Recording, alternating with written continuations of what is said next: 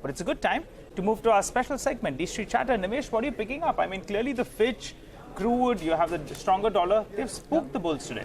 It spooked the bulls, and I guess it's healthy as well, right? And if you look at the markets today, I guess all the excessive is getting cleaned out. So that's, in a way, that's healthy. So that's overall feedback.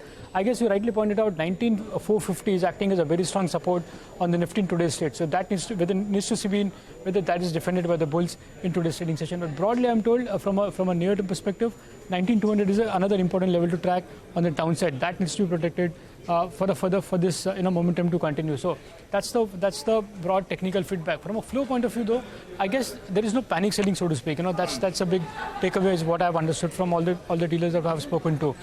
Yes, they have been net sellers for the last many days, but there is no large selling, is what I understand from the larger institutions. I guess as I explained earlier, it's largely the unwinding which is putting pressure on a lot of stocks, whether it's the F&O stocks or in the cash market as well. Again, the sense I'm getting is maybe you'll have to see for the next couple of days how the other global markets react to this US news. But broadly, 19,200 seems to be a level to watch on the downside from a technical perspective. Well, that's right. And we have a bit of a bounce from the day as well. Nimesh, earlier today we were highlighting that Vedanta is trading at a discount in the futures.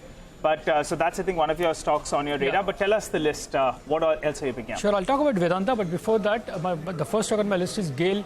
That stock is under pressure today, and largely on back of strong sell flows at a leading FID. So after yesterday's disappointment numbers, we've seen some bit of selling coming back in Vedanta into this. So that's the first one. The second stock is RailT. Again, the stock is under pressure today, but we've seen a huge move in that stock in the last many days. Even yesterday, the stock was buzzing in trade. And I guess for the last couple of days, there is very strong buying at the HNI. So looks like some larger HNIs, some family offices are quite bullish on RailT, and they've been buying as well in this market. So that's the second one.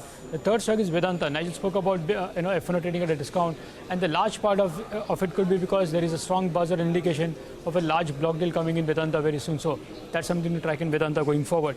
And the last stock is Suzlon. Again, with the current market, even that stock is under pressure today, down 4%.